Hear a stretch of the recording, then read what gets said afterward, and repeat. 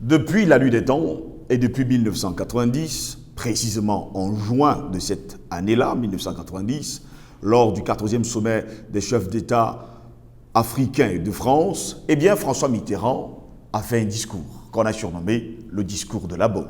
À partir de ce discours donc, eh bien François Mitterrand va commencer à conseiller les chefs d'État africains qu'il devrait en tout cas dans les années à venir, commencer à parler de démocratie, de liberté d'expression.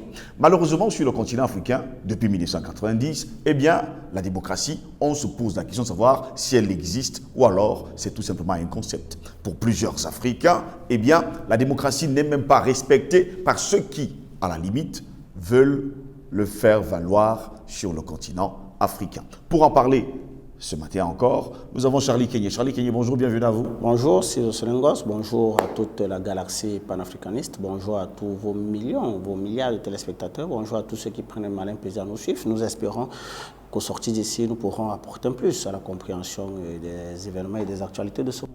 On parle de démocratie. Finalement, l'Europe, l'Occident, si vous voulez bien, les mondialistes, les globalistes, les talmudistes, ont pris un mot, galvaudé à la limite, ils l'ont placé devant le monde entier et ils veulent que les Africains y croient.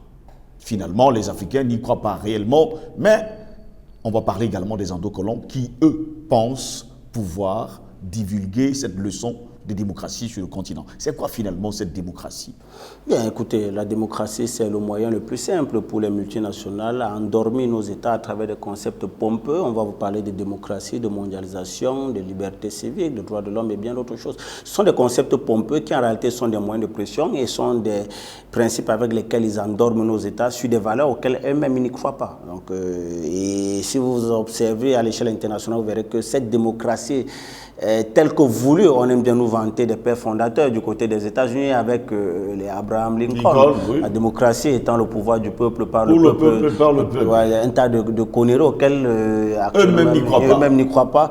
Si vous prenez la société américaine telle qu'elle est actuellement, vous verrez que en réalité, les enjeux et les défis ont toujours conditionné les modèles de gouvernance dans le monde. Ça a toujours été comme ça. Parce que cet États-Unis ou alors ce pays de l'oncle Sam qui se veut être le modèle ou alors le pays exemple de démocratie dans le monde, on a vu ce pays-là maintenir et laisser un président faire 4 mandats parce qu'il fallait gagner une guerre. Franklin Delano Roosevelt. Exactement. Vous verrez que s'il faille même qu'on aille du côté de l'Europe, nous avons une dame qui est en Angleterre depuis des lustres. Je ne pense pas que là-bas... Elisabeth II de Grande-Bretagne. On pratique la démocratie. Donc, en Allemagne, on a également Angela Merkel. Nous avons Angela Merkel qui a fait pratiquement plus de 15 ans. Presque 20 ans au pouvoir. Je pense que ça n'a gêné quelqu'un. Si vous allez même du côté de la Russie, on a un président qui est capable d'être réélu même jusqu'à 2036. Je ne pense pas que ça pose problème. Donc en réalité, la démocratie, c'est un leurre.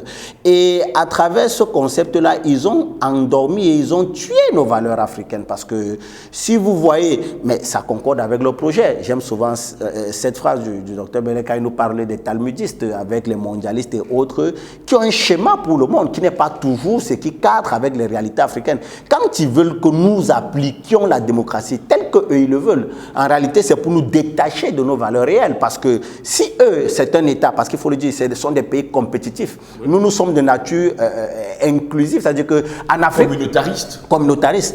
Chez eux, le premier, c'est celui qui a pu mettre tout le monde au sol. Mais chez nous, le premier, c'est celui qui a pu aider tout le monde à être comme lui. Alors, vous voyez que rien que sur ce principe-là, quand ils viennent nous vendre des valeurs telles que la démocratie pour un pays, pour un continent qui est communautariste, qui est inclusif, prenons le cas des élections de 2018 au Cameroun.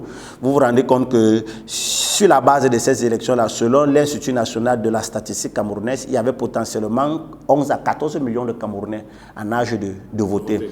Sur les 11 à 14 millions, inscrits sur les 11 à 14 millions qui étaient potentiellement en âge de voter. Maintenant, l'organe en charge des élections, l'ECAM, nous a fait savoir que ceux qui étaient régulièrement inscrits sur les listes électorales, ils étaient de l'ordre de 6 millions.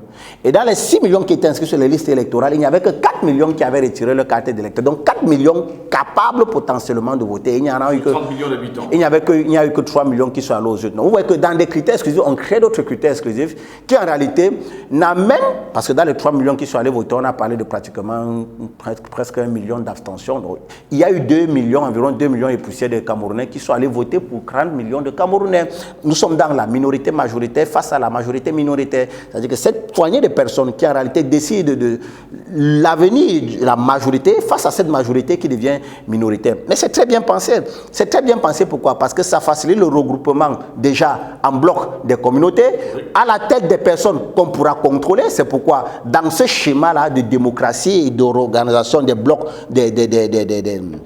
des pays ou alors des régions par bloc, on met à la tête des personnes qui sont facilement manipulables. Une autre chose également, c'est que dans les mécanismes électoraux, qui sont très bien connus par eux, parce qu'en Afrique, nous ne maîtrisons pas encore ces mécanismes électoraux, il est facile pour eux justement de combattre les sentiments nationalistes qui peuvent naître à l'intérieur des peuples. Parce qu'en réalité, le vrai défi aujourd'hui de ces mondialistes, c'est justement le nationalisme. Parce que et justement, l'objectif, c'est de tuer entièrement et totalement le nationalisme. Effectivement, en tuant le nationalisme voudrait porter à la tête des États des personnes visionnaires, des personnes qui ont un projet d'avenir, qui vont travailler pour le peuple, pour les pays. Mais dans cette démocratie-là, on va vous dire que l'une des valeurs de la démocratie, c'est une élection présidentielle, un code électoral, un ensemble d'instruments qu'en réalité nous ne maîtrisons pas et qu'ils maîtrisent à merveille. Voilà pourquoi donc dans les volontés nationalistes des peuples, là où ils seront bloqués, c'est justement face à ces concepts de démocratie et d'élection,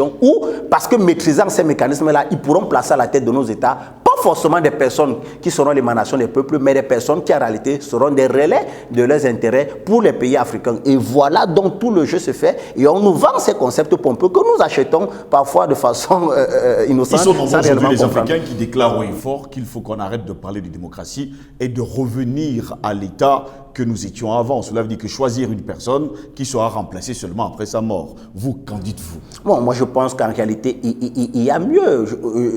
Je ne vous apprends pas. Vous avez la charte Mandin qui a défini un modèle de gouvernance pour l'Afrique. Ça marchait à merveille. On a eu des grands empires qui ont commandé le monde. Je pense que personne ne nous contredira aujourd'hui que l'Égypte pharaonique était noire. Ils ont dominé le monde. On a eu des grands empires, l'empire Mandingue. On a eu même du côté de l'Est avec la reine Zinga. On a eu le royaume de Dahomey avec les Amazones. Il y avait un système. On a également le royaume d'Amoun. Il y avait un système, il y avait un ordre gouvernemental, il y avait un modèle de gouvernance qui marchait en Afrique. Malheureusement, ces écrits ont été volés par eux parce que ça reste dans leur musée. Ils ont essayé de renvoyer une partie en Afrique un peu. Vous avez également la charte Mandin qui définissait ce modèle de gouvernance. Nous devons nous inspirer de ce modèle-là qui ont marché, qui justement tenait compte de nos réalités communautaristes et inclusives pour justement créer une société où tout le monde se plaisait à vivre. Donc, moi, je pense en réalité que aujourd'hui, ce modèle, que ce soit la démocratie avec tous ces concepts, c'est un mauvais modèle. C'est pas que c'est plus qu'un mauvais modèle. C'est quelque chose qui a été pensé pour nous empêcher même de réfléchir, pour nous empêcher de se développer, pour nous empêcher d'exister en qualité d'homme, en qualité d'être humain. Alors comment est-ce qu'on peut continuer à fonctionner à un modèle qui en réalité avait été pensé pour nous détruire, qui avait été pensé pour nous assujettir? Comment est-ce qu'on devrait encore réfléchir s'il faille quitter de là ou pas? Automatiquement il faille quitter. Alors quel modèle allons-nous adopter après être quitté de là? C'est là la problématique. Et en ça, j'ai dit, il faut donc qu'on rentre à nos valeurs ancestrales qui justement avaient défini un modèle de gouvernance qui marchait un peu, où les peuples avaient une certaine aisance, où les familles, ça faisait bon vivre, et peut-être avec la nouvelle donne, avec les défis actuels, parce que les défis de ces temps-là ne sont pas les défis d'aujourd'hui. Est-ce qu'on pourrait y arriver quand on sait pertinemment que tous les écrits, toute l'histoire a disparu aujourd'hui? Non, on peut y arriver. Nous avons des érudits dans ce continent. Nous avons des témoins vivants de ces parties, de ce pan de notre histoire.